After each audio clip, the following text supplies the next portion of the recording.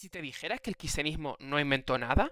¿Y si te dijera que su Dios, su Salvador, su infierno y su paraíso ya existían siglos antes? No estamos ante una revelación divina, sino ante la última imitación de una tradición que ya estaba en ruinas. No estamos ante una verdad celestial, sino ante lo eco de un legado profanado. Ninguna religión auténtica surge imitando otra, brota como manifestación de algo superior. Ninguna fe se nutre de sobras, emerge como un río puro de lo sagrado. El cristianismo, en cambio, aparece parásito de cultos solares, de mitologías orientales, de misterios antiguos. Se construye sobre los escombros de ritos egipcios, persas y griegos. Como enseñó Ébola, cuando una época cae, ya no crea, solo copia y mezcla. En la ruina de un ciclo no hay creación, solo repetición.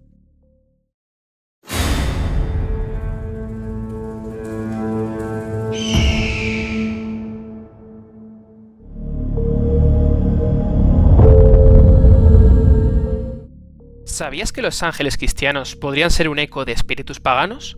En la Roma antigua, los genios eran espíritus protectores de personas, familias o lugares, mientras que en Grecia los daimones eran seres intermediarios entre dioses y humanos, guiando o vigilando. El cristianismo, al expandirse, adaptó a estas ideas. Los ángeles, como Gabriel o los ángeles de la guarda, cumplen roles similares, protegiendo y mediando entre Dios y nosotros. Incluso la jerarquía angelical, con serafines y querubines, recuerda las clasificaciones de espíritus en filosofías paganas como el neoplatonismo. Esto es polémico porque sugiere que los ángeles tan centrales en la fe no son exclusivos del cristianismo, sino una reelaboración de creencias politeístas. Poca gente conoce esta conexión, que hace dudar si los ángeles son realmente una idea original de la Biblia.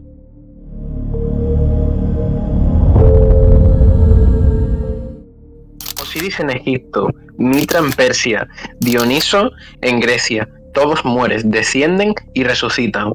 Tammuz en Babilonia, Adonis en Fenicia, todos caen y regresan de la muerte. El cristianismo repite la misma historia, sin aportar nada esencialmente nuevo. Recicla este relato, despojándolo de su profundidad mística. El milagro de la resurrección era ya mercancía vieja. El prodigio de la vida tras la muerte era un cliché en los cultos solares.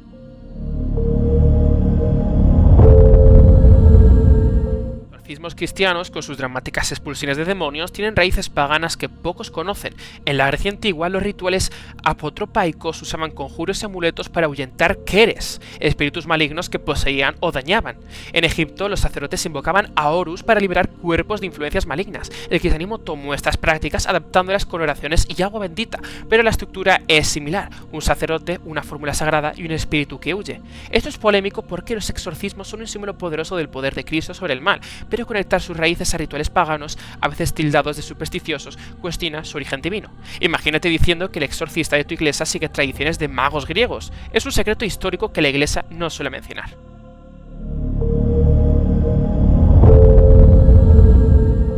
Isis con Horus, siglos antes de María y Jesús.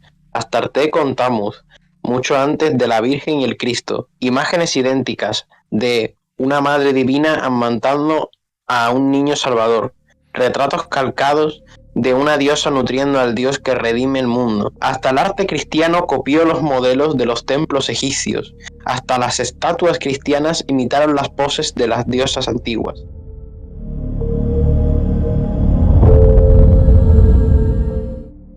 Cuando escuchas Kyrie eleison, Señor ten piedad, en la misa, ¿sabías que viene de rituales paganos? En el mundo grecorromano, los devotos usaban frases similares para suplicar a dioses como Apolo o Serapis, repitiendo invocaciones rítmicas en procesiones o sacrificios. Estas fórmulas, diseñadas para atraer la clemencia divina, eran comunes en templos y festivales. Los primeros cristianos, al crear su liturgia, adoptaron esta estructura, dándole un nuevo sentido para alabar a Cristo. Pero la conexión es inquietante. Una nación central del cristianismo tiene raíces en cultos a dioses paganos. Esto es polémico porque el Kyrie es un pilar de la liturgia católica y ortodoxa, y sugerir que imita súplicas a deidades como Zeus desafía su santidad. Es un detalle que pocos fieles conocen y que la iglesia no destaca.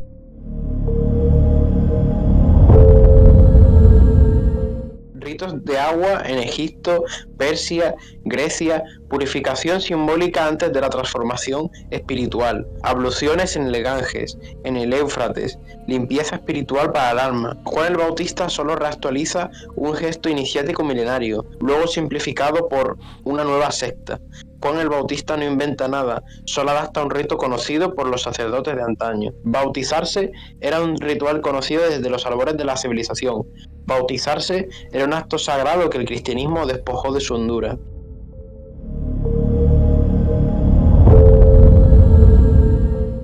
La circuncisión, un rito judío adoptado por el cristianismo primitivo, tiene un lado pagano que pocos sospechan. En el antiguo Egipto, los sacerdotes de Amon-Ra se circuncidaban para purificarse antes de servir a los dioses, un acto grabado en textos del Reino Nuevo. Tribus africanas politeístas también la practicaban como iniciación a la adultez, sellando pactos con deidades. Cuando el cristianismo se expandió, la circuncisión, debatida en el Concilio de Jerusalén, resonó con esas tradiciones, facilitando conversiones en regiones paganas. Esto es polémico porque la circuncisión se asocia con el pacto de Abraham, no con rituales paganos de purificación o fertilidad. Imaginar que un rito bíblico tiene ecos de ceremonias a dioses egipcios o tribales es un shock. Es un vínculo histórico que rara vez se menciona en sermones.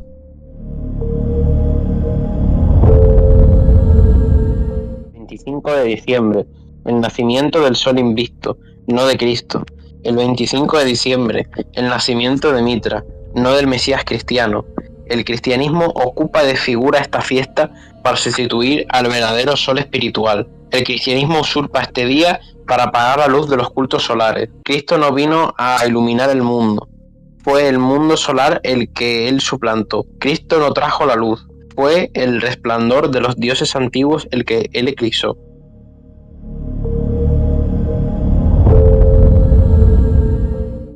El alma inmortal, un pilar del cristianismo, no es tan bíblico como crees. En el judaísmo temprano se hablaba más de resurrección corporal que de un alma eterna, pero en Grecia, Platón y los cultos sórficos enseñaban que el alma era inmortal, separándose del cuerpo tras la muerte para unirse al cosmos. Estas ideas paganas influyeron en teólogos cristianos como Orígenes, dando forma a la doctrina del alma que conocemos hoy. Esto es súper polémico porque el alma inmortal es clave para la salvación cristiana, y sugerir que viene de filosofías paganas, no de la revelación divina, sacude la fe. Poca gente sabe que cuando hablamos del alma en el cielo, estamos más cerca de Platón que de Moisés. Es un secreto filosófico que la Iglesia no suele publicitar.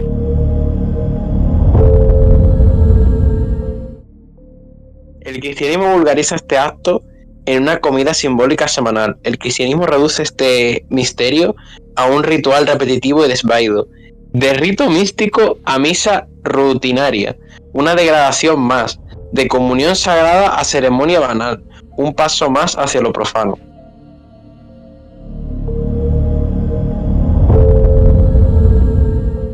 Cristianas con imágenes de la Virgen o santos en Semana Santa tienen un origen pagano que pocos conocen. En Grecia, las estatuas de Atenea se llevaban en procesión durante las Panateneas, adornadas y veneradas por multitudes. En Roma, las imágenes de Júpiter desfilaban en carros ceremoniales. Los cristianos adoptaron estas prácticas, reemplazando ídolos paganos por santos, pero manteniendo el fervor, los cánticos y las ofrendas. Esto es polémico porque las procesiones son un símbolo católico y conectarlas con cultos paganos alimentan críticas de idolatría, especialmente desde el protestantismo. Imagínate diciendo que llevar a la Virgen en andadas imita rituales Artemisa. Es un detalle histórico que la Iglesia evita destacar, pero que revela cómo el cristianismo recicló tradiciones paganas.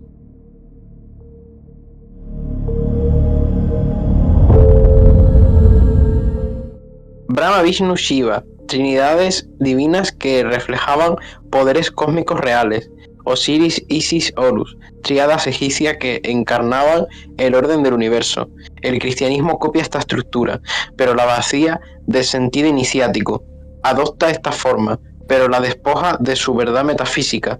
3 nombres para ocultar una misma ausencia, 3 títulos para encubrir un mismo vacío.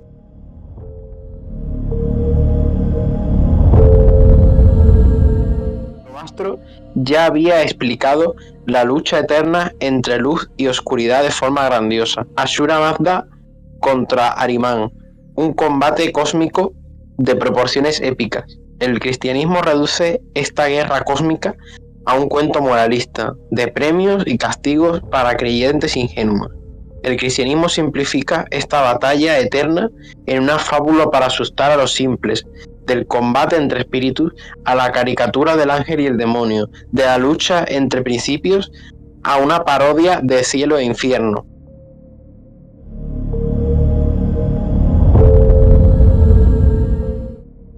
Maitreya en el budismo, Kalki en el hinduismo, el último avatar que cierra el ciclo, Shaoxian en el zoroastrismo, el héroe que renueva el mundo al final de los tiempos. El cristianismo copia esta idea en su profecía de la segunda venida de Cristo, la parusía, pero ya como pura superstición popular. El cristianismo plagia esta figura, pero la rebaja a un mito para las masas. Esperar a Cristo es esperar a un Mesías reciclado. Esperar a Cristo es aguardar una sombra de salvadores antiguos. El cristianismo no fue un renacimiento de la tradición, fue su vulgarización final, tampoco un resurgir de lo sagrado, fue su profanación definitiva. Como diría Évola, el cristianismo no representa la cima espiritual de Europa, sino su caída y su sometimiento, por tanto, no es el pináculo de lo sagrado, sino el ocaso de la grandeza. La verdadera tradición estaba ya en Osiris, en Mitra, en Dioniso, en los dioses solares y guerreros, no en la cruz de los vencidos. La sabiduría estaba en los cultos solares, en los misterios antiguos, en los ritos iniciáticos, no en la sombra de un madero.